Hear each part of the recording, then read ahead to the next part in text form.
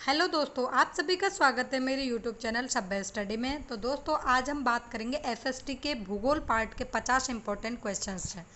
तो दोस्तों, अगर आपको मेरा वीडियो अच्छा लगे तो प्लीज़ इसको लाइक शेयर सब्सक्राइब करना ना भूलें। और आपसे मेरी रिक्वेस्ट है कि इस वीडियो को आप अंत तक ज़रूर देखें। तो ठीक है दोस्तों, चलो शुरुआत करते हैं। तो जैसा कि मैंने बताया था कि चलो वीडियो की शुरुआत करते हैं, तो प्लीज़ आप इसको अंत तक ज़रूर देखें। भारत में प्रथम रेलवे लाइन कब बिछाई गई थी? भारत में प्रथम रेलवे लाइन कब बिछाई गई थी? तो 1853 ईस्वी में। और मैं आपको बता देती हूँ कि ये भारत में प्रथम रेलवे लाइन मुंबई से ठाणे के बीच में बिछाई गई थी। ठीक है, तो अगला क्वेश्चन है, विश्व में सबसे लंबा रेलवे प्लेटफॉर्म कहाँ है? ठीक है, तो आप क्वेश्चंस को एक ध्यान से ज़रूर पढ़ें। इसमें पूछा है कि विश्व में सबसे लंबा रेलवे प्लेटफॉर्म कहाँ पर है?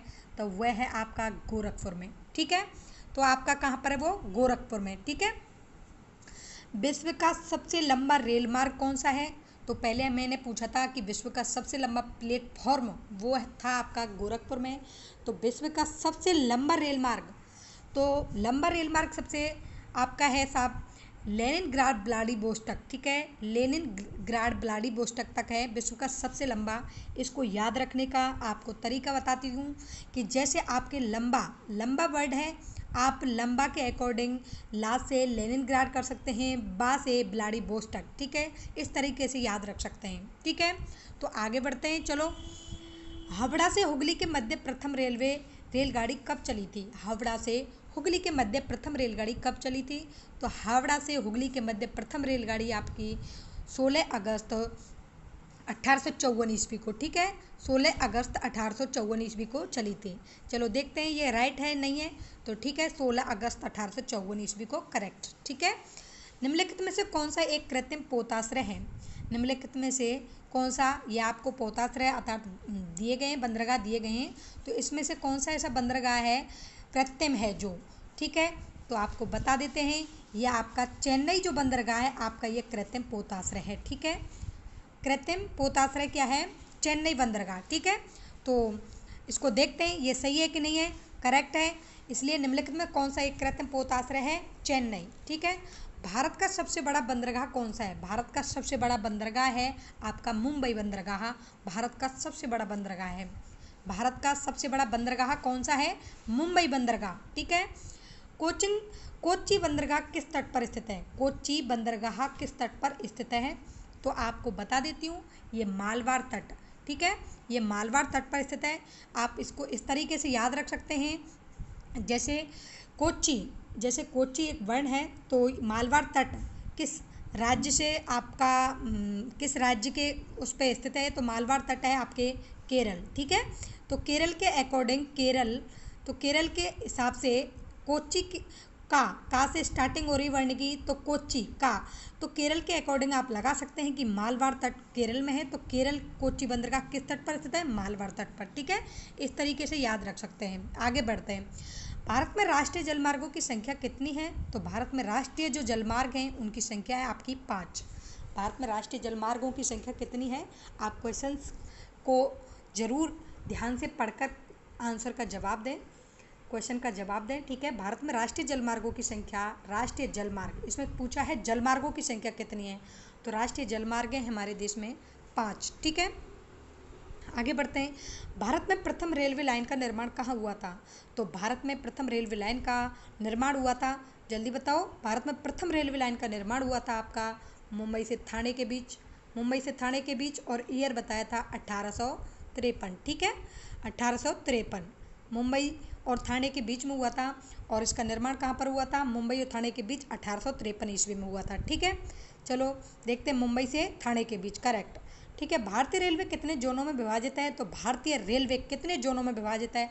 भारतीय रेलवे कितने जोनों में विभाजित है? तो मैं आपको बता देती हूँ कि भारतीय रेलवे आपके 17 जोनों में विभाजित है। ठीक है, करेक्ट आंसर है 17 जोन। भारतीय रेलवे कितने जोनों में विभाजित है? 17 जोनों में विभाजित है।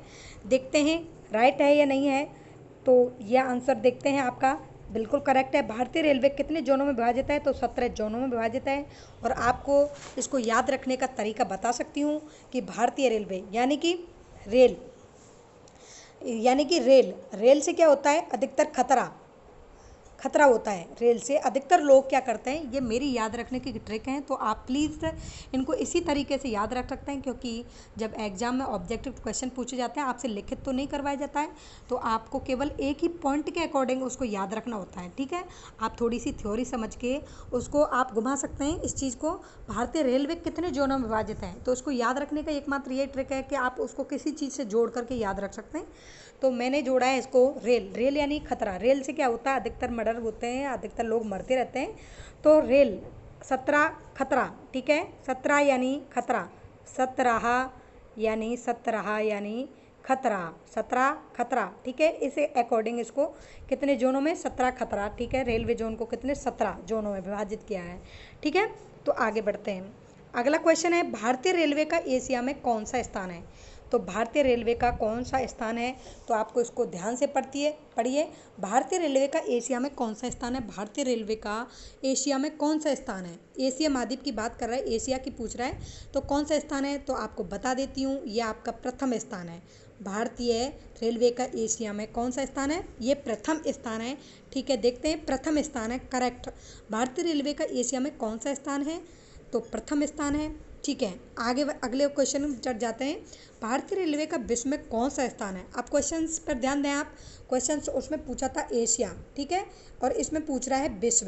ठीक है, किसके मैटर में पूछ रहा है? विश्व के मैटर में। भारतीय रेलवे का विश्व में कौन सा स्थान है? तो भारतीय रेलवे का एशिया में तो प्रथम स्थान था, और भारतीय रेलवे का विश्व में कौन सा स्थान है? तो आपको बता देती हूँ, ये दूसरा स्थान है। ठीक है, भारतीय रेलवे का विश्व में कौन सा स्थान है? तो ये द्वितीय स्थान है। प्लीज़ आपसे मेरी ये रिक्वेस्ट है कि आप क्वेश्चंस को अच्छे से पढ़ करके जवाब दें। ठीक है, तो चलो देखते हैं, करेक्ट है द्वितीय स्थान। ठीक है, कोझिकोड बंदरगाह कहाँ स्थित है? कोझिकोड बंदरगाह, तो कोझिकोड बंदरगाह, इसको याद रखने के लिए आपको बताती हूँ। कोझिकोड बंदरगाह जो है आपके केरल राज्य में। ठीक है, कोझिकोड बंदरगाह आपके केरल राज्य में। आप इसको याद रखने के लिए इसके प्रथम वर्ण को को से जोड़ सकते हैं। कोजी केरल। ठीक है, थोड़ा गलत ऐसा हो गया, मिट गया, कोई बात नहीं, आप याद रख सकते हैं इस तरीके से। मैं याद रखने का आपको तरीका बता रही हूँ। ठीक है, तो आपको देखते हैं कि करेक्ट कोझिकोड बंदरगाह कहाँ पर स्थित है? केरल में। ठीक है, आगे बढ़ते हैं। विश्व की 80% से अधिक जनसंख्या निवास करती है। विश्व की 80% से जनसंख्या निवास करती है, तो आपको ये यहाँ पर महाद्वीप दिए हुए हैं। तो आप बताइए कि विश्व की 80% से अधिक जनसंख्या किस महाद्वीप में निवास करती है? तो आपको एक और बता देती हूँ कि विश्व में कुल कितने महाद्वीप हैं? तो आपके 7 महाद्वीप हैं। ठीक है, आप किस महाद्वीप में रहते हैं? तो ये आप बता देती हूँ कि आप एशिया महाद्वीप के रहने वाले हो। विश्व की 80% से अधिक जनसंख्या निवास करती है। आप क्वेश्चन का जवाब दीजिए। तो क्वेश्चन का जवाब आएगा इसमें एशिया और अफ्रीका। विश्व में जनसंख्या की दृष्टि से और क्षेत्रफल की दृष्टि से दोनों स्थान कवर किए हुए हैं इन दोनों महाद्वीपों ने। ठीक है, क्षेत्रफल और जनसंख्या दोनों की दृष्टि से ये प्रथम और दूसरा स्थान बनाए हुए हैं। तो विश्व की 80% से अधिक जनसंख्या किस महाद्वीप में निवास करती है? तो आपकी एशिया व अफ्रीका महाद्वीप में निवास करती है।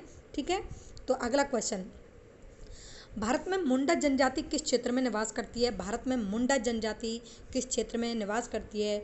तो आपके ये है छोटा नागपुर का पठार, महाराष्ट्र। ठीक है, छोटा नागपुर का पठार जिसको क्या कहा जाता है? खनिजों का अजायब घर, खनिजों का भंडार।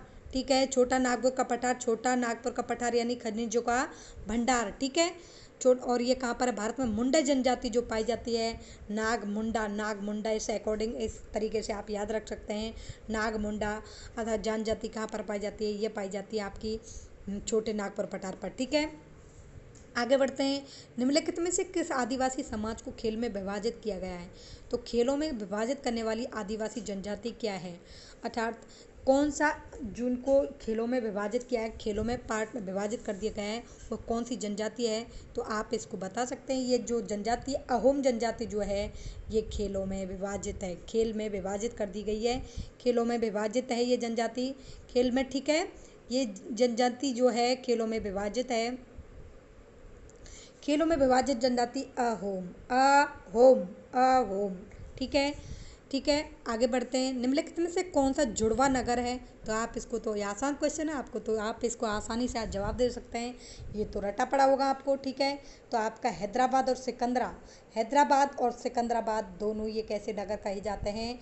दोनों ये जुड़वा नगर कहे जाते हैं। ठीक है, जुड़वा नगर कहे जाते हैं। अब क्वेश्चन अगले पर बढ़ते हैं। असोम के काजीरंगा नेशनल पार्क का आकर्षण कौन सा प्राणी है? असोम के काजीरंगा नेशनल पार्क का आकर्षण कौन सा प्राणी है? तो इसमें नेशनल पार्क के जो पशु है, उसके मोस्ट इम्पॉर्टेंट जो वहाँ का बेहतरीन वो है प्राणी, वो कौन सा है?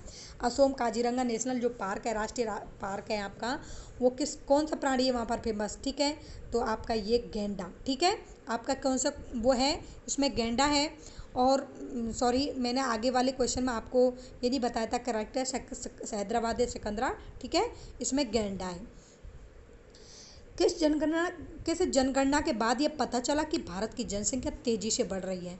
तो आपको बताइए किस जनगणना के बाद ये पता चला। तो आपको जनगणना के ये डाटा या आंकड़े आपको याद करने जरूरी हैं कि जनगणना की शुरुआत किसके समय हुई थी, किस अंग्रेजी शासक के समय हुई थी, कब से कब हुई थी। तो दोस्तों, मैं इन सारे क्वेश्चनों के अगर आपको डीप से बताऊंगी तो प्लीज़ काफ़ी टाइम लग जाएगा, इसलिए मेरा केवल उद्देश्य है आपको कम समय में 50 क्वेश्चंस क्लियर कराना। ठीक है, तो इसलिए मैं आपको ये चीज़ क्वेश्चंस नहीं बता पाती हूँ, तो मैं आपको क्वेश्चंस के केवल आंसर ही करेक्ट करा पाती हूँ, जैसे कि जल्दी से जल्दी 50 क्वेश्चन हमारे हो जाएं कम समय में, जो भी कम समय में। ठीक है, तो आपको चलो क्वेश्चन पर बढ़ते हैं। किस जनगणना के बाद ये पता चला कि भारत की जनसंख्या तेज़ी से बढ़ रही है? कौन सी ऐसी जनगणना है जिसके बाद ये पता चला कि भारत की जनसंख्या तेज़ी से बढ़ रही है? तो आपकी जनगणना है ये वर्ष 1951 की जो जनगणना है, जब हमारा देश आज़ाद हो चुका था, हमारा संविधान बन चुका था, तो 1951 में जो जनगणना हुई थी, तो उससे ये पता चला था कि भारत की जनसंख्या बहुत तेज़ गति से। तो आपको हम बता देते हैं कि प्रथम जनगणना जो वो है 1981, प्रथम जनगणना की शुरुआत 1981 से हुई थी। वो क्या कहते हैं, प्रथम जनगणना की शुरुआत लाल रिपन के शासनकाल में हुई थी। और इसके बाद और अगला क्वेश्चन हम आपको क्लियर कराते हैं। भारत का सबसे ऊंचाई पर स्थित नागरिक हवाई अड्डा। तो आप सोचिए, सबसे ऊंचाई पर स्थित नागरिक हवाई अड्डा कहाँ है भारत का सबसे ऊंचा? तो क्वेश्चंस को आप ध्यान से पढ़ें। नागरिक हवाई अड्डा, एयरपोर्ट की बात कर रहा है। नागरिक एयरपोर्ट कहाँ पर है? सबसे ऊंचाई पर स्थित। तो आप सटीक से इसको आंसर जवाब दे सकते हैं। तो आपका लेह लद्दाख जो है सबसे ऊंचाई पर स्थित नागरिक हवाई अड्डा है, जो बर्फ़ से ढका रहता है। ठीक है, तो आगे बढ़ते हैं। डेल्टा का नामकरण कर्ता किसे माना जाता है? डेल्टा का नामकरण करता अर्थात डेल्टा नामकरण किसने किया था? ये किस दार्शनिक ने अर्थात किसने इसको डेल्टा नामकरण दिया था? किसको माना जाता है? जल्दी बताइए। तो ये क्वेश्चन है, आपका करेक्ट आंसर है हेरोडोटस। ठीक है, हेरोडोटस को इतिहास का जनक भी कहा जाता है। हेरोडोटस को इतिहास का जनक भी कहा जाता है, इतिहास का जनक। और डेल्टा शब्द का नामकरण करने वाले हेरोडोटस हैं। ठीक है, इतिहास के जनक और डेल्टा शब्द का नामकरण करने वाले जो हैं आपके हेरोडोटस हैं। ठीक है, आगे बढ़ते हैं। सदाबहार वर्षा वन कहाँ पाए जाते हैं? फटाफट आंसर दीजिए, क्वेश्चन का आंसर दीजिए। सदाबहार वर्षा वन कहाँ पाए जाते हैं? ठीक है, अर्थात पत्ते झड़ते रहते हैं, निकलते रहते हैं, ऐसे वन सदाबहार जो सदाबहार रहते हैं कहाँ पाए जाते हैं? तो आपका आंसर है इसमें ब्राज़ील। ठीक है, ब्राज़ील कहाँ पर है? आपके दक्षिणी अमेरिका महाद्वीप के अंदर आता है ब्राज़ील। सदाबहार वन वर्षा वन कहाँ पर पाए जाते हैं? तो ब्राज़ील एक ऐसा देश है। वर्षा, तो इसको आप याद रख सकते हैं, वर्षा झील को अकॉर्डिंग कहते हो ना, वर्षा झील। ठीक है, सॉरी। ठीक है, तो आगे बढ़ते हैं। सवाना घास का मैदान कहाँ पर है? सवाना घास का मैदान है आपके अफ्रीका महाद्वीप में। ठीक है, सवाना घास का मैदान आपका कहाँ पर है? पहला क्वेश्चन नंबर 22 जो था आपका, सदाबहार वर्षा वन कहाँ पर पाए जाते हैं? आपको करेक्ट है या नहीं है इस बात का पता? ब्राज़ील। ठीक है, करेक्ट था ये हमारा आंसर। ठीक है, सवाना घास का मैदान कहाँ होता है? तो सवाना घास का मैदान आपके अफ्रीका महाद्वीप में सवाना घास का मैदान कहाँ है? तो सवाना घास जो है आपकी अफ्रीका में पाई जाती है। सामान्यतः डेल्टा की आकृति किस प्रकार की होती है? सामान्यतः डेल्टा की जो आकृति होती है वो किस प्रकार की होती है, आप बताइए फटाफट।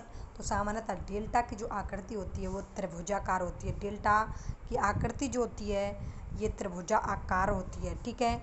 और आपको मैं ये बता देती हूँ कि डेल्टा का निर्माण कब होता है, तो जब हमारी नदियाँ सूखने के कगार पर होती हैं, वृद्धावस्था लिए हुए होती हैं, तो उस समय डेल्टा का निर्माण करती हैं। तो आपको ये क्वेश्चंस ज्योग्राफी के बहुत इम्पोर्टेंट क्वेश्चन हैं कि डेल्टा के संबंध में और महाद्वीपों के संबंध में, ये तो आपको रटने ही पड़ेंगे, ठीक है। तो आप इसको बार बार रिवाइज करोगे तो ये धीरे धीरे अपने आप ही आपके दिमाग के अंदर बैठ जाएंगे अच्छी तरह से। जैसे घर में हम कोई भी चीज़ करते हैं, घर में किसी भी चीज़ को बार बार दोहराया जाता है, आपको पता ही है कि करत करत अभ्यास के जड़ मत होत सुजान, तो रस्सी आवत जात से सिल पर पड़त निशान। तो इस बात को आप अच्छी तरह से जानते हैं। आप बार बार इनको रिवाइज करोगे तो पक्की गारंटी के साथ कहती हूँ आपका सिलेक्शन पक्का है, ठीक है। सामान्यतः डेल्टा की आकृति किस प्रकार की होती है, तो आपकी आकृति है त्रिभुजाकार, ठीक है। आगे बढ़ते हैं। कौन सी नदी पंजाकार डेल्टा का सुंदर उदाहरण प्रस्तुत करता है? कौन सी नदी पंजाकार डेल्टा, अब आपको पंजाकार डेल्टा का सुंदर उदाहरण प्रस्तुत करती है? कौन सी ऐसी नदी है जो पंजाकार डेल्टा का सुंदर उदाहरण प्रस्तुत करती है? तो आपकी मिसिसिपी नदी जो है आपका वह है पंजाकार डेल्टा का सुधारण, अर्थात चिड़िया के पर जैसा। अगला क्वेश्चन है आपका, अगला क्वेश्चन है आपका चिड़िया के किस नदी का डेल्टा चिड़िया के पर जैसा है, ठीक है। चिड़िया के पर जैसा है, किस नदी का डेल्टा जो है आपका चिड़िया के पर जैसा है, ठीक है। चिड़िया के पर जैसा है, चिड़िया का पर जैसा है तो कौन सी है? मिसिसिपी, ठीक है। पंजाकार डेल्टा मिसिसिपी, पंजाकार डेल्टा यानी मिसिसिपी, ऐसे बनता है ना चिड़िया का पर। अब दोबारा से बताते हैं, मिसिसिपी, ठीक है। निम्नलिखित में किस नदी का जो है पंजाकार डेल्टा है, तो ये मिसिसिपी नदी है। और ये भी आपकी निम्नलिखित किस नदी का डेल्टा चिड़िया के पर जैसा है, तो मिसिसिपी नदी, ओके क्लियर। चलो आगे बढ़ते हैं। गंगा नदी का डेल्टा किस प्रकार का है? गंगा, हमारी जो गंगा है, भारत की जो गंगा सबसे पवित्र नदी मानी जाती है, का गंगा नदी का डेल्टा किस प्रकार का है? तो गंगा नदी का जो डेल्टा है आपको बता देते हैं, ये चापाकार आकृति का है, ठीक है। गंगा नदी का डेल्टा किस आकृति का है? चापाकार आकृति का है। नदी द्वारा वृद्धावस्था में किस महत्वपूर्ण स्थलाकृति की रचना होती है? तो मैंने आपसे कहा था पहले भी कि वृद्धावस्था में, ठीक है, जब नदी सूखने के मतलब बूढ़ी हो चुकी हूँ तो उस समय किस मतलब डेल्टा आकृति का निर्माण करती हैं। तो वृद्धावस्था में किस आकृति का? डेल्टा आकृति का, करेक्ट, ठीक है। तो आगे बढ़ते हैं, डेल्टा करेक्ट, ठीक है। रेड रिवर के डेल्टा क्षेत्र में कौन सा नगर स्थित है? रेड रिवर लाल नदी के डेल्टा क्षेत्र में कौन सा नगर स्थित है? तो आपको ये नगर भी जो इम्पोर्टेंट उनको याद तो करना ही पड़ेगा, ठीक है। रेड रिवर के डेल्टा क्षेत्र में कौन सा नगर स्थित है? तो आपके रेड यानी लाल नदी के डेल्टा क्षेत्र में आपका हनोई जो नगर है, हनोई,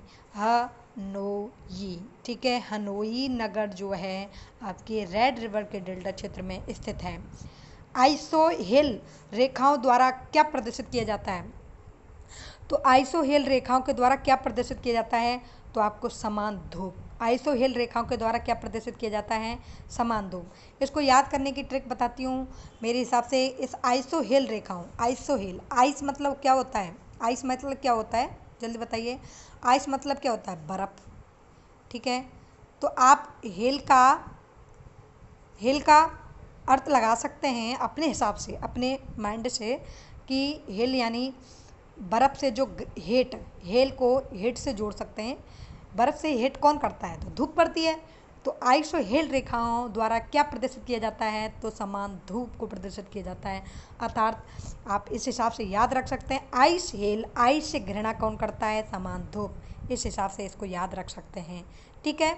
अगर आपको अपने हिसाब से जैसे भी आपको उचित लगे, ये मेरे द्वारा बताई हुई ट्रिक है। मानचित्र में वे रेखाएं जहाँ दाब सम हो क्या कहलाती हैं? तो आसान क्वेश्चन है, आपकी समदाब रेखाएं, ठीक है। तो मैंने आपको ये करेक्ट बताया था कि नहीं? ये समान धूप, ठीक है, समदाब रेखाएं। मानचित्र में रेखाएं जहाँ दाब सम हो क्या कहलाती हैं? तो आसानी से क्वेश्चन है, दाब सम है तो समदाब रेखा है। ठीक है, निम्न में से कौन सा एक भू आवेष्टित देश है? निम्न में से कौन सा एक भू आवेष्टित देश है? मतलब भू आविष्टित यानी आप ऐसे समझ सकते हो कि चारों तरफ उसके स्थल हैं। ठीक है, कौन सा एक ऐसा देश है जो भू आविष्टित देश है? ठीक है, तो आपका देश है, आपका ये देश है ये युगांडा। ठीक है, युगांडा एक ऐसा देश है जो भू आविष्टित देश है। ठीक है, निम्नलिखित में से अगला क्वेश्चन पढ़ते हैं। निम्नलिखित में से कौन सा एक स्थल रुद्ध देश है? स्थल रुद्ध मतलब चारों तरफ स्थल से ढका हुआ है, मतलब जल का वो कहीं वो नहीं है। तो ऐसा कौन सा देश है? आपको ये कुछ इम्पोर्टेंट देश हैं, क्योंकि कहीं से भी एग्जामिनर कहीं से भी क्वेश्चन उठा लेता है। ठीक है, तो ये इनको याद रखना है, और याद रखने का तरीका बार बार बता रही हूँ, बार बार रिवाइज करो, अभ्यास करो। ठीक है, निम्नलिखित में कौन सा एक स्थल रुद्ध देश है? निम्नलिखित में से स्थल रुद्ध देश है आपका ताजिकिस्तान स्थल रुद्ध देश है। ठीक है, दक्षिण पूर्वी एशिया का स्थल अवरुद्ध देश है। दक्षिण पूर्वी एशिया का अब दक्षिण पूर्वी, आप क्वेश्चन को पढ़िए, पहले पूछा था डायरेक्ट, अब आपको वो दे दिया है, एक इम्पॉर्टेंट पार्ट दे दे। दक्षिण पूर्वी एशिया का स्थल अवरुद्ध देश कौन सा है? दक्षिण पूर्वी एशिया का आप बताइए किधर जाओगे? तो आपको बता देती हूँ कि आपका ये थाईलैंड जो है ये स्थल अवरुद्ध देश है। कहीं ना कहीं तक थाईलैंड देश जो है आपका स्थल अवरुद्ध देश है। देखते हैं, करेक्ट आंसर, करेक्ट। ठीक है, निम्नलिखित देशों में से कौन सा स्थल रुद्ध देश है? निम्नलिखित देशों में से कौन सा स्थल रुद्ध देश है? अब आपको देश दे दिए हैं, कंडीशन नहीं दिया है। ठीक है, तो ऊपर वाले क्वेश्चन में आपको कंडीशन दी थी दक्षिण पूर्वी एशिया, लेकिन इसमें कंडीशन नहीं दी हुई है। इसमें बताया, आपसे डायरेक्ट पूछा निम्नलिखित देशों में से कौन सा स्थल रुद्ध देश है, तो आपको बता देती हूँ गैबोन देश जो है आपका स्थल रुद्ध देश है। Correct answer. ठीक है, निम्नलिखित देशों में से कौन सा एक स्थल रुद्ध देश नहीं है? स्थल रुद्ध देश नहीं है तो आपको नेपाल, अफगानिस्तान, स्विट्जरलैंड, म्यांमार, फटाक से आंसर दीजिए। तो आपका यह आंसर होगा म्यांमार, क्योंकि ये समुद्री सीमा से लगा हुआ है। ठीक है, तो ये स्थल रुद्ध देश नहीं है। ठीक है, म्यांमार। ओके, ठीक है, आगे बढ़ते हैं। क्वेश्चन नंबर 37, निम्नलिखित देशों में से कौन सा स्थल रुद्ध है? निम्नलिखित में से कौन सा स्थल रुद्ध है? निम्नलिखित में से कौन सा स्थल रुद्ध है मतलब चारों तरफ स्थल से ढका हुआ है, स्थल ही स्थल है, समुद्र से। तो आपका ये पेरू देश जो है स्थल रुद्ध देश है। ठीक है, पेरू देश और आपका गैबोन देश और आपका ताजिकिस्तान देश आदि ये जो देश हैं इंपॉर्टेंट, ये स्थल रुद्ध देश हैं। ठीक है, अब आइए आप क्वेश्चन अगले 38 पर। मस्सावा बंदरगाह किस देश में स्थित है? मस्सावा बंदरगाह किस देश में स्थित है? जल्दी बताइए। तो मस्सावा बंदरगाह जो है आपके इरिट्रिया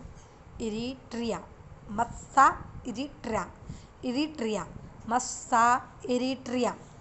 ठीक है, याद हो गया होगा, बार बार रिवाइज करूँगी, बार बार रिपीट करूँगी। मस्सावा इरिट्रिया। ठीक है, इरिट्रिया मस्सावा बंदरगाह देश में स्थित है। मस्सावा बंदरगाह इरिट्रिया देश में स्थित है। ठीक है, करेक्ट है या नहीं है आप ये चेक कर सकते हैं, करेक्ट आंसर है। ठीक है, अफ्रीका के रूम सागरीय तट पर कौन सा बंदरगाह है? तो अफ्रीका महाद्वीप के बारे में बात बताई गई, इसमें रूम सागरीय तट पर कौन सा बंदरगाह है? तो आपका अफ्रीका के रूम सागरीय तट पर मुम्बासा, रूम सागरीय। ठीक है, तो रूम सागरीय तट पर आपका मुम्बासा सॉरी, इसमें आपका केप टाउन है, सिकंदरिया, सॉरी, इसमें आपका अफ्रीका के रूम सागरीय तट पर कौन सा बंदरगाह है? तो अफ्रीका के रूम सागरीय तट पर कौन सा बंदरगाह है? तो आपका सिकंदरिया रूम सागरिया। इस अकॉर्डिंग इसको याद रख सकते हैं। कैसे? सिकंदरिया यानी रूम सागरिया, सागरिय सिकंदरिया, रूम सागरिय सिकंदरिया, रूम सागरिय सिकंदरिया। ठीक है, कौन सा बंदरगाह यूरोपोर्ट के नाम से, अगला क्वेश्चन, कौन सा बंदरगाह यूरोपोर्ट के नाम से जाना जाता है? तो आप ये आसानी से बता सकते हैं, क्वेश्चन तो काफ़ी रिपीटेड है, तो बताइए। तो आपका रोटरडम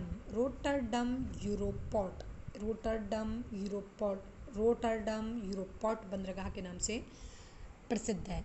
ठीक है, आगे बढ़ते हैं। 41 क्वेश्चंस। यूरोपवासी किस ग्रह की पूजा देवी के रूप में करते थे? यूरोपवासी जो थे, यूरोप महाद्वीप के लोग, किस ग्रह की पूजा ग्रह के बारे में बताएं, 9 ग्रह। तो ग्रह की पूजा देवी के रूप में करते थे, तो आपका शुक्र ग्रह जो था, आपको बता देती हूँ, ग्रहों में सबसे बड़ा ग्रह है बृहस्पति ग्रह। शुक्र ग्रह भोर का तारा भी कहते हैं इसको। यूरोपवासी किस ग्रह की पूजा देवी के रूप में करते थे? तो शुक्र ग्रह की पूजा देवी के रूप में करते थे। अगला क्वेश्चन, पृथ्वी की उपसौर स्थिति किस महीने में होती है? पृथ्वी की उपसौर, तो आपको बताती हूँ, उपसौर, उपसौर यानी सूर्य का पृथ्वी के पास,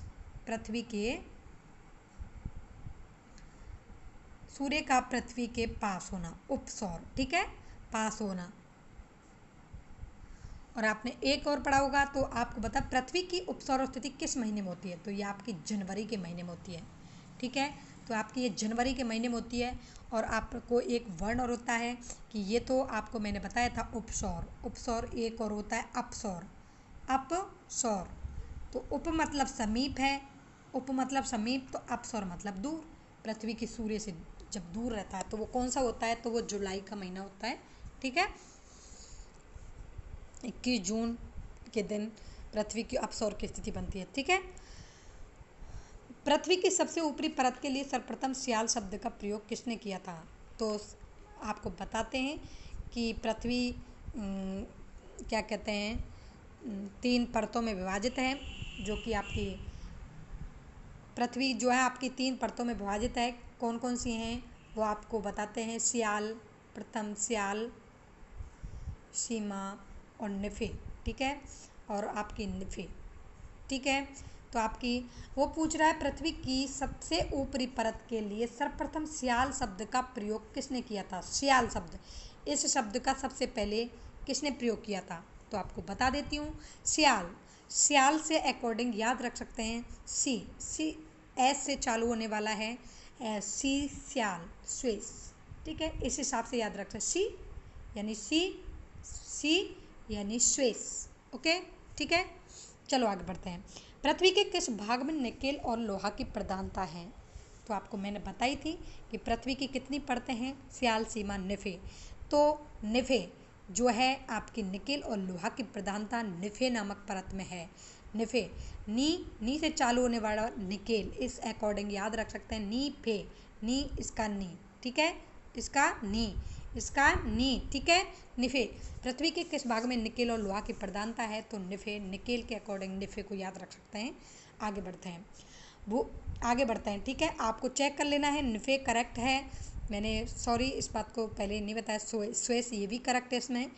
भूपृष्ठ की किस परत में बेसाल्ट चट्टानों की आवश्यकता है? भूपृष्ठ की किस परत में बेसाल्ट, कौन सी ऐसी परत है जिसमें बेसाल्ट जो चट्टान है उनकी आवश्यकता है? जल्दी बताइए। तो आपकी बेसाल्ट सीमा, ठीक है, सीमा जो आपकी जो चट्टान है, जैसे मैं आपको बताती हूँ, छोटी ई, ठीक है, बड़ी, फिर छोटी ए, बड़ी ए, ठीक है, बड़ी ए। तो बड़ी ए में 2 मात्रा लगती है ना, तो इस हिसाब से आप इसको याद रख सकते हैं कि बड़ी ई की सीमा, बेसाल्ट, इसमें बड़ी ए की मात्रा, ठीक है, सी, तो इसकी जोड़ी इससे, ठीक है। तो इसमें भूपृष्ठ की किस परत में बेसाल्ट चट्टानों की आवश्यकता है? तो वो सीमा, कौन सी चट्टान है? सीमा, करेक्ट आंसर। पृथ्वी की आंतरिक संरचना के संबंध में महत्वपूर्ण जानकारी का स्रोत क्या है? पृथ्वी की आंतरिक संरचना के बारे में, मतलब आपको पृथ्वी के अंदर क्या है क्या नहीं है, इस चीज़ की जानकारी किस चीज़ से मिल सकती है? तो आपको सबसे इम्पोर्टेंट जानकारी ये आपके भूकंप विज्ञान से मिल सकती है, ठीक है। 47 क्वेश्चंस। पृथ्वी के कुल द्रव्यमान का लगभग कितना प्रतिशत मेंटल में पाया जाता है? कुल द्रव्यमान, क्वेश्चन पर ध्यान दीजिए, क्वेश्चन को पढ़ना जरूरी है। पृथ्वी के कुल द्रव्यमान का लगभग कितना प्रतिशत मेंटल में पाया जाता है? तो आपको बता देती हूँ कि पृथ्वी के 68% जो है, कुल द्रव्यमान का 68% जो है मेंटल में पाया जाता है, करेक्ट आंसर, ठीक है। आगे बढ़ते हैं। स्थल मंडल का विस्तार कितने किलोमीटर की गहराई तक है? तो स्थल मंडल का जो विस्तार है 100 किलोमीटर की गहराई तक है। स्थल मंडल का विस्तार है, देखते हैं करेक्ट है या नहीं है। 100 किलोमीटर की गहराई तक है, तो आपका 100 किलोमीटर करेक्ट आंसर है, ठीक है। पृथ्वी के भूपर पट्टी में कौन सा तत्व प्रचुर मात्रा में पाया जाता है? पृथ्वी के भूपर पट्टी में कौन सा तत्व, तो आपकी जो मतलब पृथ्वी की जो आंतरिक जो सतह है उसमें कौन सा ऐसा तत्व है जो बहुत उसकी पृथ्वी की जो ऊपर की जो परत होती है उसमें कौन सा तत्व है जो अधिकतम मात्रा में पाया जाता है? तो आपका एल्युमिनियम। ठीक है, ठीक है, आपका कौन सा वो है? एल्युमिनियम। ठीक है, आपका एल्युमिनियम जो है, देखते हैं, चेक करते हैं, करेक्ट आंसर है एल्युमिनियम जो है आपका प्रचुर मात्रा में पाया जाता है। Correct answer. पृथ्वी के धरातल के कितने प्रतिशत भाग पर महाद्वीपों का विस्तार है? तो आपको बता देती हूँ, पृथ्वी के कितने प्रतिशत भाग पर महाद्वीपों का विस्तार है?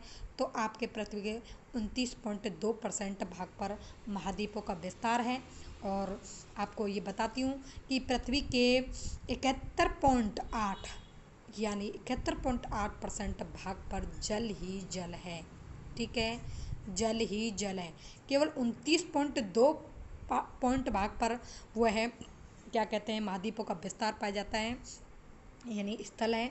और आपको ये बता देती हूँ कि पृथ्वी पर संपूर्ण जल का 71.8% जल का केवल 4 पॉइंट केवल के केवल 4%, सॉरी, हो गई खराब। अब रहने रहने